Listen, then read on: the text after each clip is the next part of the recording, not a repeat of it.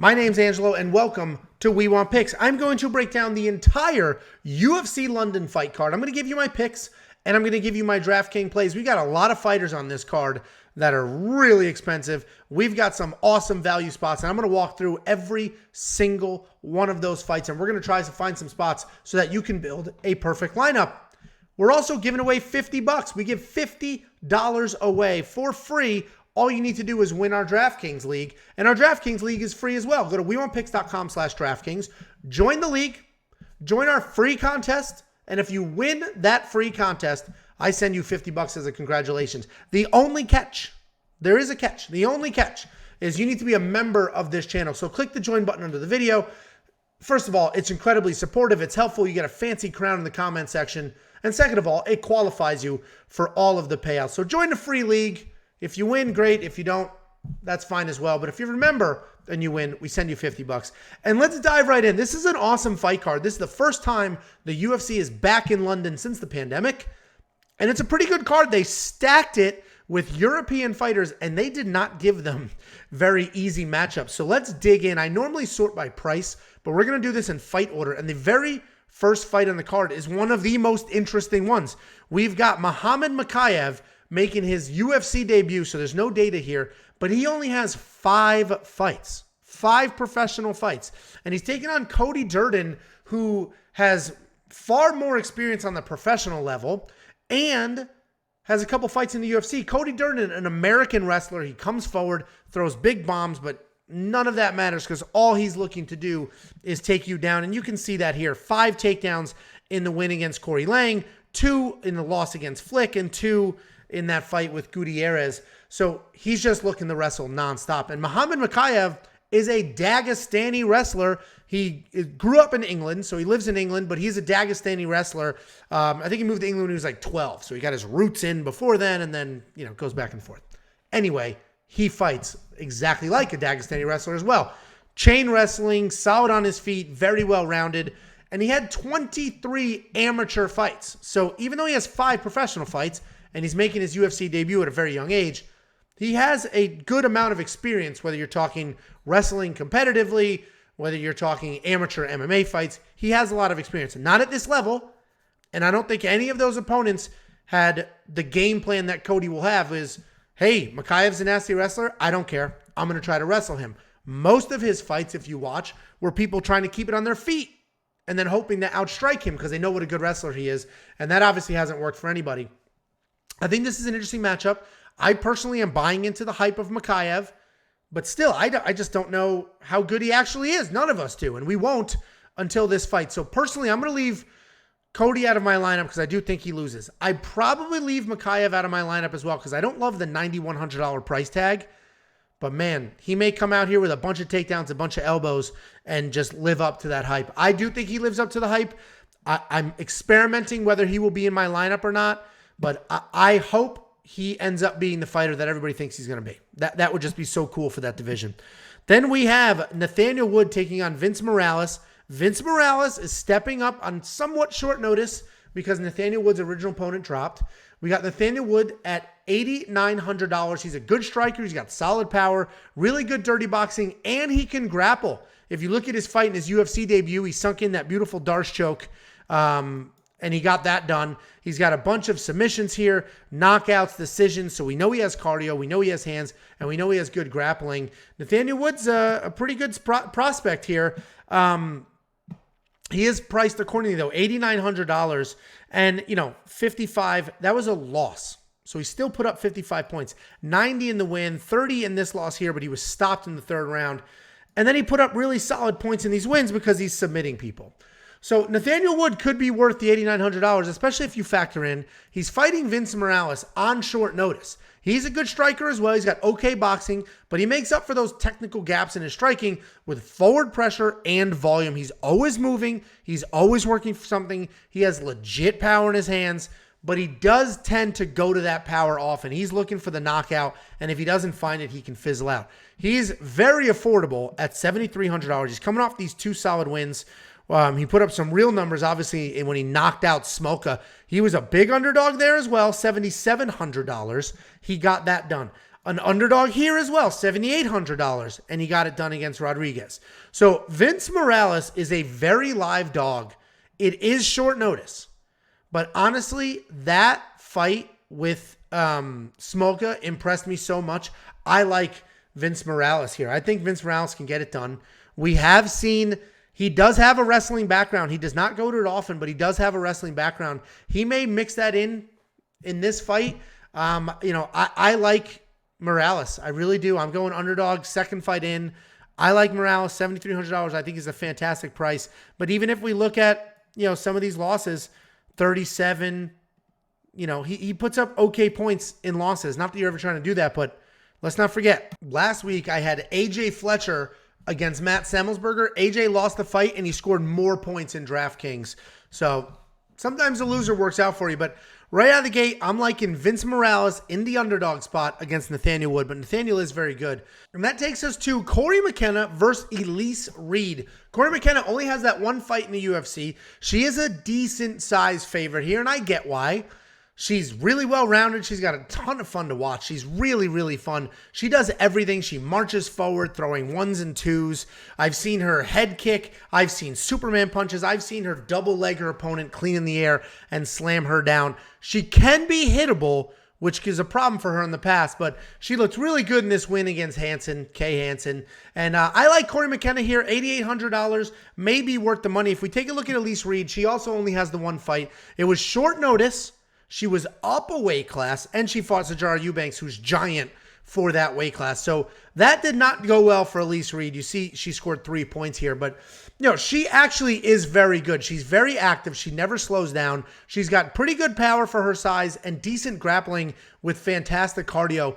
I think this is a fun fight. I think it's a competitive fight, but I am on the Cory McKenna side. I think Cory McKenna gets it done. And she's just more well-rounded, more versatile, and can make something happen. And then we have, surprisingly early on this card, Jack Shore versus TIMUR VALEV. TIMUR VALEV is a good-sized favorite here, but what's interesting is he is a bigger favorite in DraftKings than he is on the sports books. So sports books have this fight somewhat close. DraftKings has just said, nope, TIMUR VALEV is definitely the better fighter here. And it's an interesting matchup because it's technically grappler versus grappler, but they're very different. TIMUR VALEV is a very good wrestler. He showed us how good of a striker he is in his last fight against Hani Barcelos here, which you could argue he lost that fight, but he had no takedowns whatsoever, which is interesting because he's a wrestler. But he couldn't get his takedowns. He was 0-for in that fight against Barcelos. And he had really solid striking, and that's what sort of kept him alive, and that's how he won that fight. In this fight here, he had 4 takedowns and 11 minutes of a control time against Martin Day, and that was for 100-something points. He's fighting Jack Shore, who people absolutely love. Undefeated grappler, Jack Shore. He's really good grappler. He likes to move forward. He's constantly looking for a takedown. And both his wrestling and striking styles are similar, where he's just moving forward, trying to make something happen. He's got pretty good kicks for a grappler as well, and he's coming off this win over Ludovic Shalinian. I said it was a close win over a short notice opponent, and you guys went bananas. How could you say it was close? It was 30-27, blah, blah, blah. Okay, let's take a look. He has 2 takedowns. He went 2 for 8. 2 for 8. He missed 6 takedowns against Shalinian, who took it on short notice, and he only had 4 minutes of control time. So yes, he had a ton of strikes. He pieced them up, and he didn't look bad in the fight. My point there was he had a short notice opponent that he struggled to take down, struggled to hold down. Yes, he won. He was able to showcase his striking, which is great. But, people expected him to take down and submit Shalinian in 10 seconds, and he didn't do that. So this is an interesting matchup. I think this is razor thin. I think it's absolutely razor thin. I think TIMUR showed us how good his wrestling is in that fight against Day, how good his striking is against the fight against Hani Barcelos, and he's probably the more well-rounded fighter here. But Jack Shore, you can count on him, even if he goes only 2 for 8. You can count on him to stick to a game plan. And I think that's what he's going to do. I don't think he's intimidated by TIMUR's wrestling. I think he looks for his own takedowns. I think he's going to come forward. I'm going with Jack Shore. I think it's razor thin, and I'm literally just going to give him the edge because It's in London. He's, local-ish guy. So I like Jack Shore here. I can trust him to stick to a game plan where TIMUR, ridiculously tough. Hani Barcelos dropped him twice, and he still was in that fight.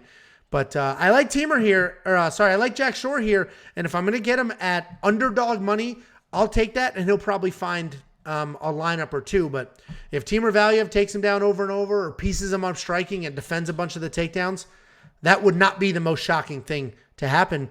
And then we have another really close fight. Like I said, they are not giving the European fighters, because not everybody's from London on this card, but they're not giving these European fighters any breaks, because poor Paul Craig has to fight Nikita Krylov, who's very, very good.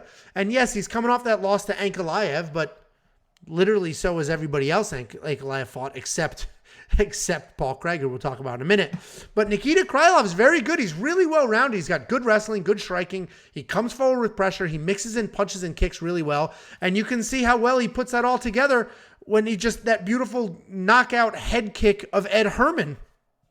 If we scroll down right here, that was in the second round. He come forward. He landed a beautiful boxing exchange. And then while still close in range, he threw the head kick up and dropped him. And then, like I said, a takedown here, 3 against Walker, 2 against Glover. A takedown against St. Preux, against Blachowicz, Serkinov. He's got takedowns. He's got striking. He's very, very well-rounded. And DraftKings has him as a favorite here at $8,700. But the early books and the lines had this as a pick'em. And now a lot of people are high on Paul Craig here. And I totally understand. Listen, Paul Craig is a grappler. He's very dangerous on the ground. He's proven how dangerous he can be. This fight against Hill, this submission was stupid fast. Literally as soon as they hit the ground, whoop, locked it up, dislocated Hill's elbow. It looked like he broke it, but he didn't. He just dislocated it. And then Ankalaev, he submitted Ankalaev with literally 1 second left in the fight. 1 second left. He lost 14 minutes and 59 seconds of that fight, and then had that triangle, and Ankalaev submitted with a second left, and Paul Craig ended up the winner. But since then, we watched him lost to Jimmy Crute. Grappler, fine. In Chukwu, which was surprising. He did beat Menenfield, where, Alonzo Menenfield's solid. And he, that draw with Shogun. But anyway, Paul Craig, good fighter. It's just such a tricky fight here. I actually do like Paul Craig here, but I think for your money, Nikita Krylov is probably the better guy for your DraftKings lineup, because if we look at Nikita again, it's not like, let's look at some of these losses. Yes, he's been submitted by Blachowicz and Serkinov, but it's not like he's, useless on the ground. He gets on the ground and he's solid, and some of these are, submission to strikes, but I'm split. I'm torn what to do here. I think Nikita Krylov is more likely to win a decision. I think Paul Craig is more likely to get a submission. So DraftKings wise, you might want Paul Craig. $7,500, you'll chase that submission. But if he does not get the submission, I think at times Paul Craig can be submission or bust. If he does not get that submission, I think he could be on the wrong side of a pretty long decision where he's losing the striking exchanges and not being able to do much off his back. And I think we can trust Krylov to not just immediately get taken down and submitted by Paul Craig. So you do what you want. I think Krylov is the safer money at $8,700. I think Paul Craig could definitely be worth it at $75 if he gets a submission. And sportsbook-wise, I'll probably be looking for Paul Craig to win inside the distance or decision no action. So if he does lose a decision, I get a refund. And if he wins by submission, I'll get paid. So DraftKings-wise, that's your decision to make if you're chasing a stoppage or not. And then we take a look at Mike Grundy. Oh, no, I skipped one. We've got the return of Sergey Pavlovich. He hasn't fought since 2019. He's taken on Shamil Abdukarimov. Sergey Pavlovich, he's a fantastic striker. He is a boxer. He's got really good hands, really good speed, solid power. His striking volume is pretty impressive. He does trust his chin because he's quite hittable. He trusts his chin quite a bit. And obviously, he's got these 2 solid wins. Green is a bit chinny, but he was able to get that done. And Golm. But again, he hasn't fought since 2019. 2 years since we've seen him show up. And he's fighting Shamil Abdurakhmanov. He's got the win over Arlovsky. He's got the win over Chase Sherman. He's got the win over Tybura. But he's got 2 losses in a row. Curtis Blades took him down 500 times. Beat him up there. And Dawkins knocked him out on his feet. But it's interesting because Shamil, he's a solid boxer. He's got good counter strikes, solid wrestling as well. He's somewhat of an accomplished wrestler. And he has had mixed success in the UFC. We've seen him. He took down Andrei Arlovsky twice. He took down Lewis 4 times. He did eventually lose that fight. He did take down Harris. So he's had some mixed success. He's had solid wins. You know, his chin didn't hold up. He is past 40. I think he's 42 or at 40 at this point. So he's not super young. We've seen him chinny, and he is fighting somebody with incredible power and speed. The problem is, we haven't seen Pavlovic fight in 2 years. It's 2 years. What does he look like? Is he the guy that beat Maurice Green, or is he the guy that, you know, lost against Alistair Overeem? We don't know which one. And that's what makes some of these guys so hard when they haven't fought in a few years. I do think you have to lean Pavlovic. The only thing you can do is assume he is as good as he was.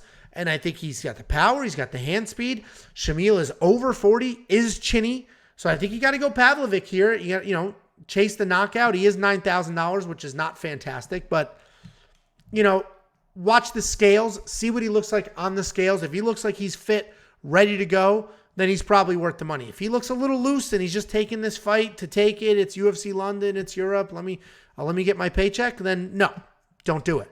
But I do like Pavlovic to win, and $9,000 would absolutely be worth it if this looks like what Abdurakhmanov's last fight looked like. Then we have Mike Grundy taking on Makwan Amirkhani. This is another spot where DraftKings drew a line in the sand. This was closer to a pick'em betting odds-wise, and DraftKings was like, no, I'm going to give Mike Grundy a decent advantage here. Obviously, you know, not a massive favorite, but they made him a mediocre-sized favorite here, $8,500. He is coming off 2 losses. But he's a big-time chain wrestler. He comes forward. He looks for takedowns at all costs. His striking only exists to set up those takedowns. It was never more obvious. This Evloev fight, yes, he lost. But look at this. 6 takedowns. 6 takedowns. He was outstruck 79-20, but he still had 6 takedowns in that fight. So you can count on him to stick to a game plan. He's fighting Makwan Amirkhani, who's also a wrestler. 5 against Lerone Murphy, 5 against Kirk, 3 against Barboza, 3 against Burgos, took Henry down. So he's also a wrestler, but he can be chinny, and you can't always count on him to wrestle when he's supposed to wrestle. You know, he was dominating the Lerone Murphy fight up until he got cracked. So that's sort of a tough break there. But he is typically a pretty durable guy. He, you know, does get those takedowns in, but he's decent striker as well. And that actually works to his advantage sometimes, because sometimes he will engage in the striking when he should be shooting. This is another tough fight to call, but I like Mike Grundy to win here. I like Mike Grundy to just stick to that wrestling game plan. He's not even going to entertain the striking. He just shoots. He is hittable. He was outstruck, as I mentioned, 79-20 in his last fight against Evloev. When he fought Lando Venata, he was outstruck 80-32, even though he was getting the takedowns. But I do like Mike Grundy here. I like him to get the takedowns. I like him to just stick to that game plan at all costs. Then we have a really interesting fight here. We have Ilia Topuria taking on Jai Herbert. And Ilia Topuria, he is taking this on short notice, and he is up in weight class. So he's normally a 45-pounder. This is at 155, and it's short notice. So there are a lot of factors there. And if we just saw what happened to Terrence McKinney doing a short notice fight, granted, this isn't as extreme, but the gas tank wasn't there. No matter how successful he was in the first minute, the gas tank just died right after that. But Ilia Topuria, let's assume he's in shape. Let's assume he's ready to go. He has looked fantastic lately. He's coming off the absolute destruction of Ryan Hall. He's coming off 2 KOs in a row. But the reality is he's a dominant wrestler, a dominant grappler. His striking is very good. He has been able to showcase it, but he averages more than 3 takedowns per fight. That's because he did have the 5 against Zalal. But he's a good grappler, And that's going to be interesting with Jai Herbert because Jai Herbert's a very good striker. He's coming off, or he had that loss to Moicano. He rebounded nicely against Kamaworthy in December, but the Moicano submission was pretty bad. He was taken down a whole bunch of times and then submitted. Ternaldo took him down a whole bunch of times as well.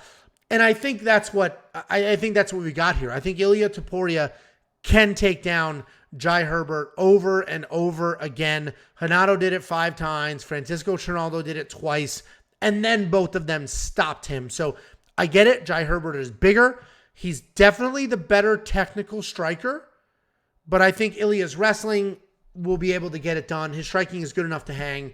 So I'm looking for Ilia Topuria to get the takedowns, get it done. I love Ilia Topuria. $9,300 is a lot of money to spend. My only caution with spending that money is he in shape? If he's in shape and he can push that wrestling pace, make it happen. I think he's worth the $9,300. If he's not, this is short notice. He is up in weight. Then, that's a little tricky. So let's see what he looks like on the scales. Does he look way too small? Does he look a little soft? This is a, build your lineup, but let's see what the weigh-ins look like before you really lock that in. Then we've got Molly McCann taking on LUANA Carolina. Molly McCann, her and Patty are the super local Londonites that are they're holding down this card. And she definitely has the easier matchup of the two, I believe at least. But it's not an easy matchup. She's taking on LUANA Carolina. But Molly, she's a fun, aggressive striker. Mostly a boxer.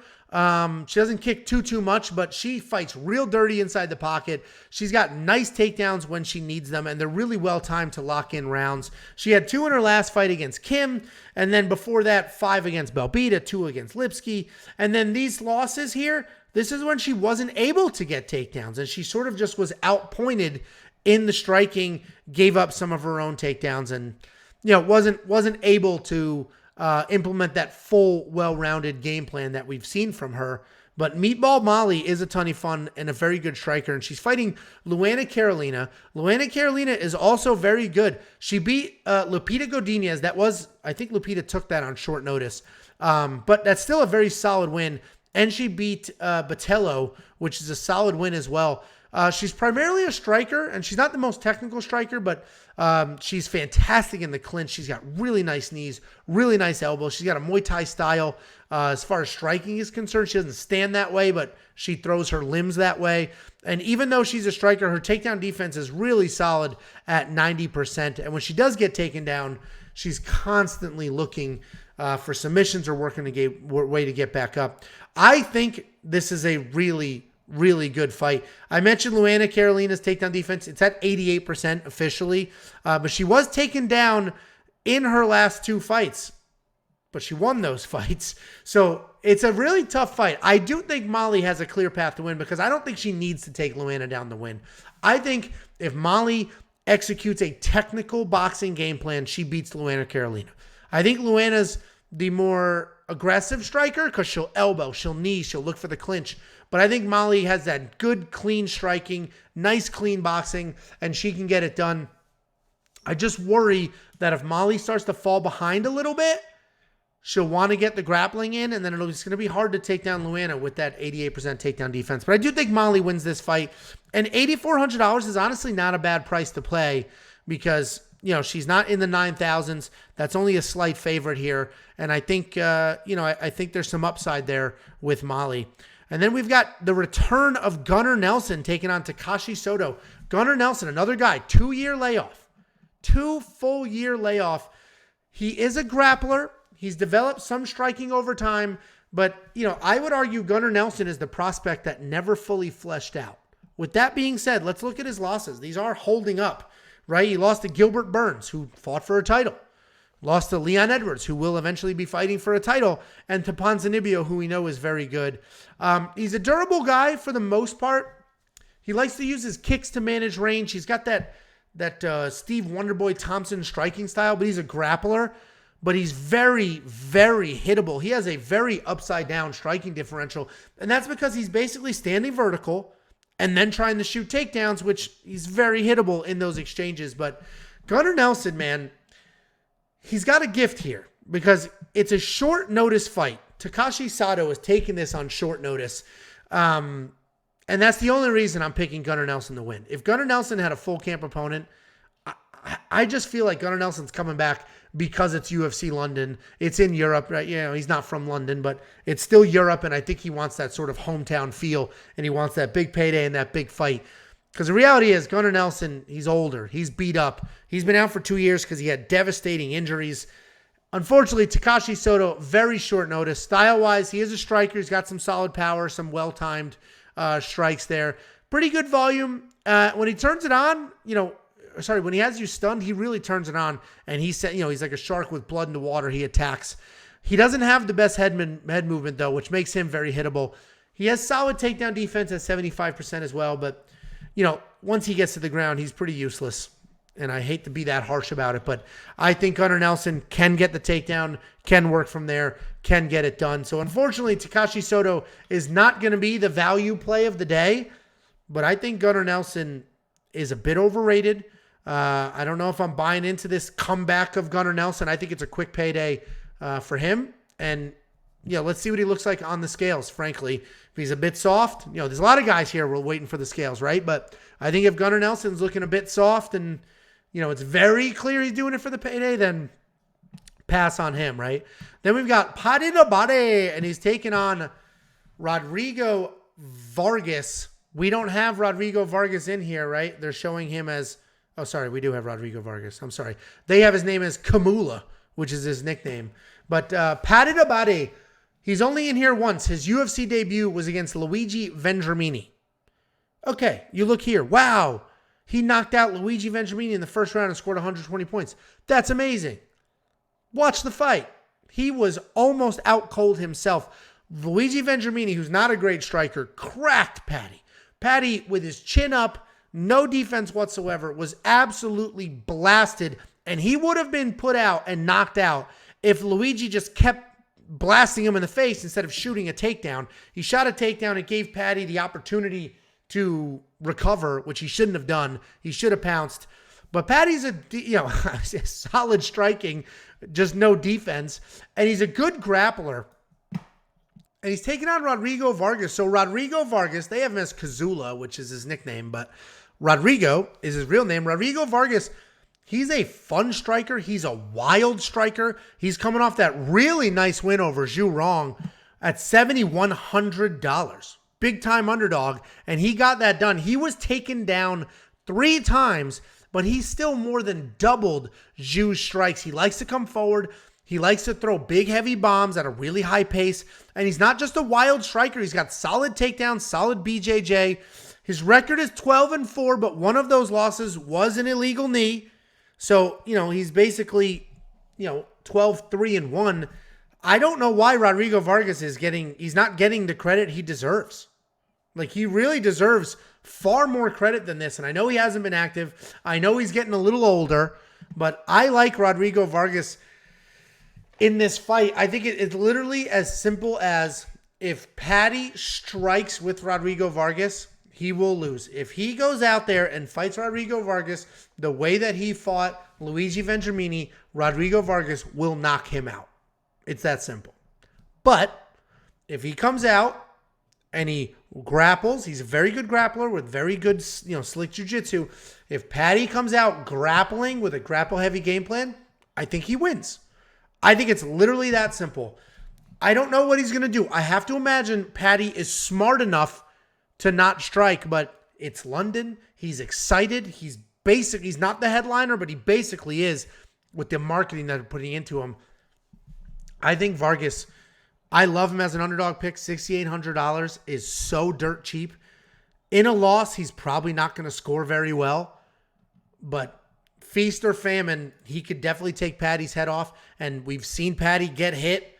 He was hittable before the UFC. He's hittable in the UFC. Rodrigo Vargas may be worth the money. Then our co-main event is Arnold Allen versus Dan Hooker. Razor thin fight here. DraftKings basically has it even. The odds are basically even. Everybody just a tiny, tiny edge to Dan Hooker. But Arnold Allen, he's a really good striker. He loves coming forward. He has a really vertical stance, so when he's at range, it helps protect him. But then when he comes charging in, he comes in with power, but he does end up somewhat hittable there. He's got nice footwork, solid hand speed. He mixes in takedowns really well, and he's got a few sneaky submissions there, like we saw in his UFC debut against Omer. He snuck that in, and that was really nice. But Arnold Allen, he fights once a year, 18, 19, 20, 21. This guy fights one time a year. That year is up, and it is time for him to get out there. And he's fighting Dan Hooker in his return to 145. He hasn't been at 145 in many years. So it's basically his debut at 145, because since his last 145 fight, he's gotten much older. He's gotten bigger. He's fought in a really high level of competition. So we don't necessarily know what he's going to look like at 145. He may come down, look huge, keep the cardio, keep the grit, ready to go, or he may be sucked out and his chin's not going to hold up and he may be a shell of himself. He's coming off this loss to Islam Makhachev. He took that on short notice, and it honestly felt like he didn't care if he was going to win or lose. And before that, the win over Haqparast was a really nice win, and that's because of these 3 takedowns. He came out there, everybody thought it was going to be a gunslinger, and they were going to slug it out, especially after his war with his war with Poirier. That short knockout to Chandler didn't do him any favors, and he had a war with Felder as well. So 2 wars that probably took some years off his life, then knocked out clean and early from Michael Chandler, but then he bounced back, took Haqparast down 3 times, won most of those striking exchanges. It looked really good, and then he lost to Islam. And honestly, this Haqparast win isn't holding up as well as it should have after Bobby Green beat him so badly, but he's a striker, good technical striker. We saw him work in the wrestling, and we know just how good he actually is. Let's just take one more quick look at Arnold Allen. He's a very good striker. He doesn't necessarily possess that knockout power, and he scores somewhat well, right? These aren't big, giant wins here, but he scores somewhat well, and we're talking even money. You know, I get the slight edge to Dan Hooker, but I like Arnold Allen to win this fight. I think Arnold Allen, I think Dan Hooker's a little used up at this point, and I hate to frame it that way, but I think he's cutting down in weight to, let's be honest, reinvent himself, because he hasn't had the success that he thought he would at 55. He definitely has the higher level of competition. He's definitely a very, very good fighter. We've definitely seen the improved wrestling from him. But Arnold Allen, let's put his fight only once a year aside. I think Arnold Allen can really make it happen here. I think he can come out there, showcase that technical striking, dance around, and Dan Hooker may slow down because of the weight cut that he hasn't really done in quite a few years. Then we got main event, 2 heavyweight strikers. We've got Alexander Volkov taking on Tom Aspinall. This is a really tough fight. Alexander Volkov, 100% has more experience and the higher level of competition. He literally has fought everybody. He's coming off that nice bounce back win over Tybura. He did not look very good in that fight, but it's still a nice win considering the loss to Gane before that. And frankly, I thought he had his moments in that loss to Gane as well. He did lose, but I think he had some moments in there. I mean, he landed 115 significant strikes. He beat Overeem. He beat Harris. He lost to Blades. He beat Greg Hardy, lost to Lewis, and then a whole bunch of wins before that. This loss to Lewis was a last-second knockout. Dominating that entire fight. 1 second left. Ping, out cold.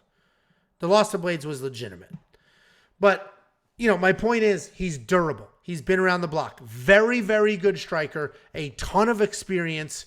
And even though he didn't look great in his last 2 fights, he's still a very good real deal fighter with tons and tons of experience. And he's fighting Tom Aspinall, who has looked amazing as of late. He knocked out Sergey Spivak, who just looked great against Greg Hardy. He submitted Andrei Arlovsky, got a takedown and submitted Andrei Arlovsky in the second round. He knocked out BETU, who's not great. He knocked out Collier, who's not great. And he's looked amazing. The problem is, first round, second round, we haven't really seen what does his cardio look like in the 3rd, 4th, 5th. And I don't think Volkov's the type of guy you're going to put out in 10 seconds. He has a 100% takedown accuracy, but it's really just 1 takedown. 100% takedown defense, which, not like he's taken, been people have tried to take him down a million times over. And it's just a really tough fight to pick. It's a really tough fight to pick. I did throw money line on Tom Aspinall at -110. But I'm very nervous about that. I'm very nervous about that. I think Tom Aspinall, if he doesn't win in the first or second round, I'm going to be biting my nails. But I do think Tom Aspinall has more power than Volkov. I think he's the better raw boxer than Volkov is. And, I think it's a straightforward pick. I like Aspinall here. I think he can come in here, dominate Volkov striking-wise early.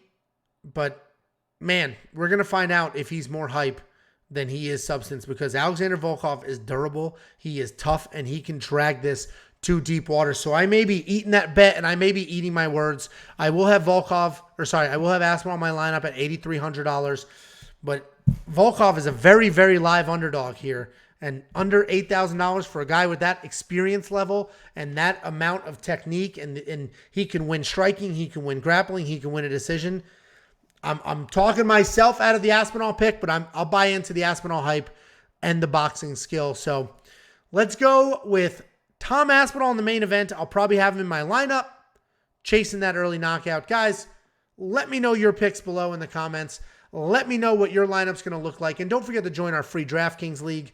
Sign up, join the league, and if you win, great, I'll send you $50. Just make sure to remember, click the join button under this video, and make sure you check out our Friday video after the weigh-ins to see if we've updated any of our insight. And there's some fights here where I'm definitely going to be watching those scales. I'll see you guys on Friday.